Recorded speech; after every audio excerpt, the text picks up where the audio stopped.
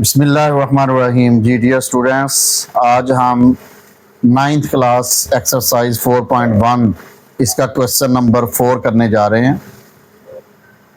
Question number 4 factorisation का ये question है और सेम वैसे ही है जैसे हम पिछले 3 क्वेश्चंस के अंदर डिफरेंट टाइप्स में हम देख चुके हैं कि किस तरह से फैक्टराइजेशन करनी है। अब ये चौथा क्वेश्चन है। इसका पहला पार्ट आपके सामने है 2x² प्लस 7x प्लस 3। अब यहाँ पर हम अगर देखें तो सेंटर वाली जो वैल्यू है जिसको हमने b का नाम दिया था कि x² का जो कोफिशिएंट होता है वो a होता है और जो x का कोफिशिएंट है वो b होता है और जो विदाउट x है वो c होता है। तो यहाँ पर आपके पास ये वैल्यू दे दी गई है। अब ये b को हम दो हिस्सों में इस तरह से डिवाइड करते हैं कि अगर हम उनको प्लस या माइनस करें तो आपके पास आंसर आना चाहिए 7x और अगर उनको मल्टीप्लाई करें तो a और c की मल्टीप्लिकेशन। अगर यहाँ पर हम रफ बनाएं तो यहाँ पर हम देख सकते हैं कि a मल्टीप्लाई c, तो a आपके पास 2 है और c आपके पास 3 है, तो इस तरह 6 बन गया। जबकि सेंटर में ये 7 आपको नज़र आ रहा है, इस 7 को हमने दो हिस्सों में डिवाइड करना है और इस तरह से करना है कि अगर हम मल्टीप्लाई करें तो इसका आंसर 6 आए, प्लस या माइनस करें तो आंसर प्लस 7 आए। तो हमने देखा 6 और 1 ये आपके पास दो पेयर हैं, तो प्लस का 6 लेंगे क्योंकि 7 के साथ प्लस का साइन है और क्योंकि हमें 6 भी प्लस में ही चाहिए तो लिहाजा यहाँ 1 के साथ भी प्लस का साइन आ जाएगा। तो इस तरह ये आपके सामने plus 6x plus 1x plus 3, इस तरह इसको हमने दो हिस्सों में डिवाइड कर दिया। अब आपके पास फर्स्ट टू वैल्यूज़ में से आपके पास कॉमन है 2 और x। अगर हम देखें तो यहाँ पर इतने हिस्से में ये आपके पास 2 3 6 2 कॉमन आ रहा है, x इधर भी मौजूद है, x इधर भी मौजूद है, x कॉमन आ रहा है। तो लिहाजा आपके पास यहाँ पर सिर्फ और सिर्फ x बच गया, 2 बाहर कॉमन चला गया, इसमें से 1x कॉमन चला गया, सिर्फ x रह गया। प्लस यहाँ से 2 3 6 और x बाहर कॉमन जा चुका है तो x प्लस 3 रह गया। प्लस यहाँ पर हम देखें तो हमें ज़ाहरी तौर पे कोई भी चीज़ कॉमन नज़र नहीं आ रही, लेकिन यहाँ पर 1 दोनों तरफ कॉमन है तो इंटरनल हमारे पास यहाँ x वही रह गया, प्लस 3 वही रह गया। अब अगर हम गौर करें तो आपके पास यहाँ पर भी x प्लस 3 है, यहाँ पर भी x प्लस 3 है, तो दोनों से जब x प्लस 3 कॉमन लेंगे यहाँ आपके पास वैल्यू बच जाएगी 2x और यहाँ पर वैल्यू बच जाएगी प्लस 1। तो इस तरह ये दोनों फैक्टर्स बन चुके हैं और यही हमारा आंसर है। तो इस तरह ये आपका क्वेश्चन नंबर 4 का फर्स्ट पार्ट जो है वो सॉल्व हो गया। अब हम चलते हैं क्वेश्चन नंबर 4 के सेकंड पार्ट की तरफ। क्वेश्चन नंबर 4 का सेकंड पार्ट आपके पास है जिसमें वैल्यू आपके पास है 2x² प्लस 11x प्लस 15। तो सेम क्वेश्चन है, सेम पैटर्न है। यहाँ पर भी हम a और c को अगर हम लें तो आपके पास a 2 है और c 15 है, तो ये 30 बन गया। और यहाँ पर सेंटर में आपके पास 11 है जिसको आपने दो हिस्सों में डिवाइड करना है, दो हिस्सों के अंदर कन्वर्ट करना है। तो यहाँ पर आपके पास ये दो कौन से ऐसे पेयर बन चुके हैं, यानी 6 और 5, 6 और 5, 6 5s आर 30, 6 और 5 इनको प्लस करेंगे 11। तो लिहाजा हमने इस 11 को 6 में और 5 में दो हिस्सों में अलग अलग जो है वो डिवाइड कर दिया। अब यहाँ पर फर्स्ट 2 हमारे पास जो टर्म्स हैं इनमें से 2 कॉमन आ गया और x कॉमन आ गया। तो उसके बाद सेकंड जो थर्ड एंड फोर्थ टर्म है वहाँ से 5 कॉमन आ गया, तो यहाँ हमारे पास x प्लस 3 और यहाँ पर भी हमारे पास x प्लस 3 बच गया। अब ये दोनों ब्रैकेट्स ब्रैकेट्स के दरमियान में x+3 और x+3 एक जैसा आना, ये क्वेश्चन के ठीक होने की अलामत है। अगर इनमें वैल्यू सेम नहीं आती या सिंबल सेम नहीं आता तो आपने फ़ौरन पिछले स्टेप पे जाना है और चेक करना है कि वहाँ पर क्या प्रॉब्लम हुई है। अब यहाँ से x+3 कॉमन आया और यहाँ पर 2x हमारे पास बच गया और यहाँ पर +5, और इस तरह ये आपका क्वेश्चन सॉल्व हो गया जी। तो हम चलते हैं अब क्वेश्चन नंबर 4 के थर्ड पार्ट की तरफ। क्वेश्चन नंबर 4 का थर्ड पार्ट आपके पास है 4x² + 13x + 3। सेम क्वेश्चन है, सेम पैटर्न है। 4x² + 13x + 3, a और c हमारे पास मौजूद हैं। a आपके पास 4 है और c आपके पास 3 है, तो ये 12 बन गया। अब सेंटर वाली वैल्यू यानी 13 को हमने डिवाइड करना है दो हिस्सों के अंदर। 13 दो हिस्सों के अंदर जब जाएगी तो यहाँ पर आपके पास क्या आ गया 12, और एक आपके पास वैल्यू आ गई 1, तो 12 1 13 हो गया। 12 1s are 12, ये आपके पास बिल्कुल एग्जैक्ट जो है वो यहाँ पर फैक्टर्स बन चुके हैं। अब यहाँ से 4 भी कॉमन है, 4 3s are 12, x भी कॉमन है, x इधर भी है इधर भी है, तो लिहाजा यहाँ पर बची आपके पास सिर्फ x, क्योंकि 4 कॉमन चला गया, 1x कॉमन चला गया, सिर्फ और सिर्फ एक x रह गया, प्लस यहाँ से 4 3s are 12 और x बाहर जा चुका है, सिर्फ +3 रह गया। इन दोनों में से कुछ भी कॉमन नहीं तो +1 कॉमन है, तो यहाँ से हम अंदर x प्लस हमारे पास 3 बाकी बच गया। तो इस तरह आपके पास x + 3 दोनों तरफ सेम आ रहा है, लिहाजा आपका क्वेश्चन बिल्कुल ठीक जा रहा है।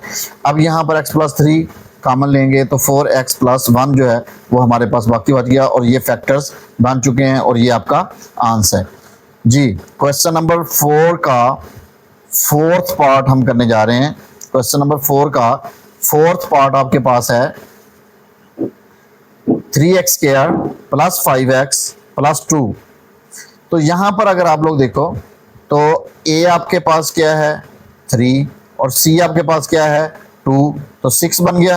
तो लिहाजा यही आपके पेयर बन जाएंगे 3 और 2, क्योंकि जब इनको मल्टीप्लाई करेंगे 3 2s are 6 और 3 और 2 5, सेंट्रल वैल्यू यानी b की आपके पास हासिल हो जाएगी। तो लिहाजा 3x² + 2 3x + 2x + 2।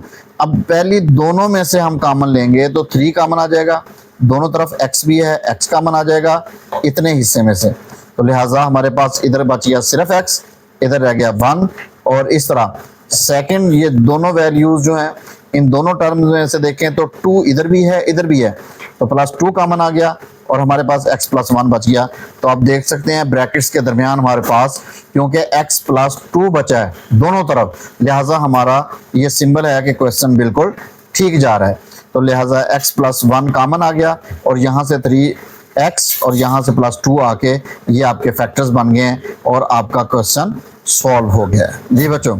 अब हम आ रहे हैं क्वेश्चन नंबर 4 के पार्ट नंबर 5 की तरफ जी। क्वेश्चन नंबर 4 का 5 पार्ट है 3y² - 11y + 6।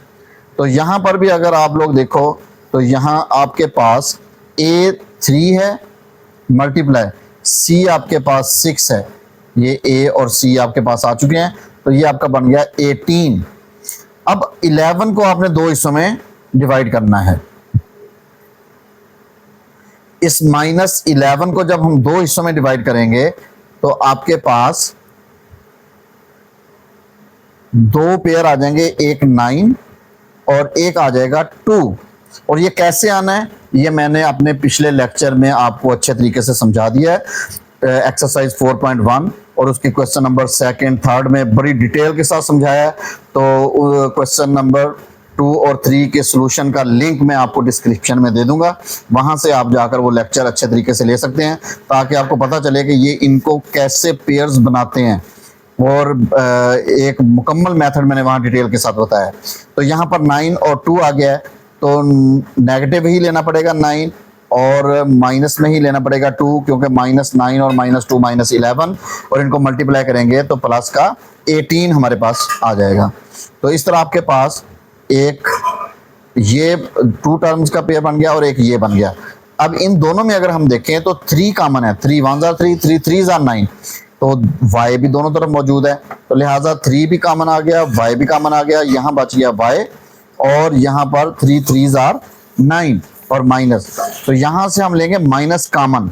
अब यहाँ पर माइनस कॉमन क्यों लेंगे ये भी पिछले वाले लेक्चर में बता चुका हूँ, तो उसका लिंक डिस्क्रिप्शन में मौजूद है, तो वहां से आप लेक्चर ले सकते हो। यहाँ पर भी एक्सप्लेन कर देता हूँ, क्योंकि यहाँ ब्रैकेट्स के दरमियान में नेगेटिव का साइन है, तो अगले वाले ब्रैकेट के सेंटर में भी हमें नेगेटिव का साइन चाहिए होगा, इसलिए हम माइनस कॉमन लेंगे ताकि अंदर सिंबल उलट हो जाए। तो 2 भी कॉमन आ गया, माइनस भी कॉमन आ गया, y माइनस 3 हमारे पास बच गया। अब यहाँ से y माइनस 3 दोनों तरफ से कॉमन आ रहा है, इसको कॉमन ले लिया, इधर हमारे पास 3y बच गया और इधर -2, और इस तरह ये आपके पास फैक्टर्स बन चुके हैं और हम आपके क्वेश्चन की फैक्टराइजेशन हो चुकी है। अब हम चलते हैं क्वेश्चन नंबर 4 का पार्ट नंबर 6 आपके सामने मौजूद है, 2y² माइनस 5y प्लस 2। अब यहाँ पर आपके पास a और c मौजूद है, 2 और 2, ये 4 बन गया, और सेंटर में 5 आपके पास -5 वो b मौजूद है। अगर इसको दो हिस्सों में आप लोग कन्वर्ट करोगे तो आपके पास आ जाएगा -4 और -1, ये -5 बन जाएगा और मल्टीप्लाई करेंगे तो +4 बन जाएगा। अब इतने हिस्से में से कॉमन लेंगे, 2 कॉमन आ गया और y भी कॉमन आ गया, तो यहाँ सिर्फ y बच गया और यहाँ -2 बच गया। यहाँ से -1 कॉमन लेंगे तो अंदर सिंबल भी चेंज हो जाएगा, और अभी मैंने प्रीवियस क्वेश्चन में भी ये बताया कि ये सिंबल क्यों चेंज करेंगे, ये दोनों हमारे पास अब एक जैसे हो चुके हैं, लिहाजा जब इनको कॉमन लेंगे y-2 को तो हमारे पास यहाँ बच जाएगा 2y-1, और ये आप लोगों का आंसर आ चुका है जी। अब हम क्वेश्चन नंबर 4 के पार्ट नंबर 7 की तरफ चलते हैं जी। डियर स्टूडेंट्स, क्वेश्चन नंबर 4 का पार्ट नंबर 7 आपके सामने है, 4z² माइनस 11z प्लस 6। तो इसमें अगर आप देखें तो a आपके पास मौजूद है 4 और c आपके पास है 6, तो ये आपके पास बन गया 24, और -11 को आप लोगों ने दो हिस्सों में कन्वर्ट करना है। अब -11 को जब दो हिस्सों में कन्वर्ट करेंगे तो आपके पास पेयर बनेगा -8 और -3, -3 और -8 -11 बन गया, और 8 3s आर 24 प्लस का बन जाएगा। आप पहले दो हिस्सों में से कॉमन लेंगे तो 4 भी कॉमन आ गया और z भी कॉमन आ गया, तो आपके पास यहाँ सिर्फ और सिर्फ एक z बच गया, माइनस, और 4 2s आर 8, 2 आ गया। इधर से माइनस कॉमन लेंगे और 3 भी कॉमन आ रहा है, तो लिहाजा इतने हिस्से में से z रह गया, ये माइनस कॉमन आने की वजह से प्लस माइनस में बदल गया, और 3 2s आर 6, यहाँ 2 आ गया। अब देखें ब्रैकेट्स में हमारा जवाब सेम है, तो लिहाजा हमारा क्वेश्चन बिल्कुल ठीक जा रहा है। अब यहाँ से हम z-2 ये कॉमन लेंगे, आपके पास इधर 4z बच गया और यहाँ -3, और इस तरह आपके क्वेश्चन की फैक्टराइजेशन कंप्लीट हो गई है। अब हम चलते हैं क्वेश्चन नंबर 4 के पार्ट नंबर 8 की तरफ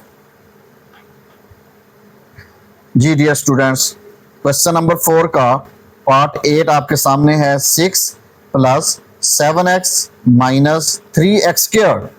यहाँ पर एक अहम चीज़ आपके सामने आई है कि यहाँ सीक्वेंस थोड़ा सा चेंज है। पहले क्वाड्रेटिक एक्सप्रेशन जो आपके सामने आ रहा था उसमें पहले x² वाली वैल्यू थी, फिर उसके बाद x वाली वैल्यू थी, फिर उसके बाद विदाउट x यानी कांस्टेंट वैल्यू थी।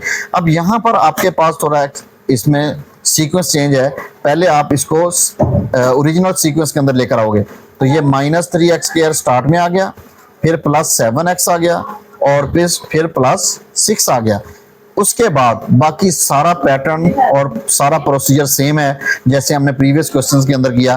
तो यहाँ पर +7 को हम दो हिस्सों में तकसीम करेंगे, -3 a आ गया है और c आपके पास मौजूद है 6 और -18 बन गया, और जब +7 को हम दो हिस्सों में डिवाइड करेंगे ये आपके पास आ जाएगा +9 और -2।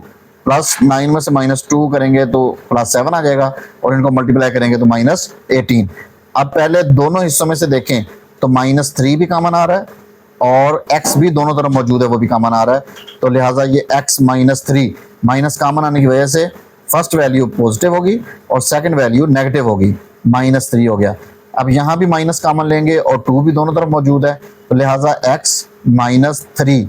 अब ये ब्रैकेट्स में हमारा सेम आंसर आने की वजह से बिल्कुल क्वेश्चन ठीक जा रहा है। तो x माइनस 3 दोनों तरफ मौजूद है, इसको कॉमन लेंगे और हमारे पास यहाँ -3x बच गया और यहाँ -2 बच गया। इस तरह ये आपके फैक्टर्स कंप्लीट हो गए। और इसके साथ ही डियर स्टूडेंट्स, एक्सरसाइज 4.1 का क्वेश्चन नंबर 4 का लास्ट पार्ट भी कंप्लीट सॉल्व हो गया। अब नेक्स्ट एक्सरसाइज में इंशाल्लाह फिर मुलाकात होगी। अस्सलामु अलैकुम वरहमतुल्लाहि वबरकातुहू।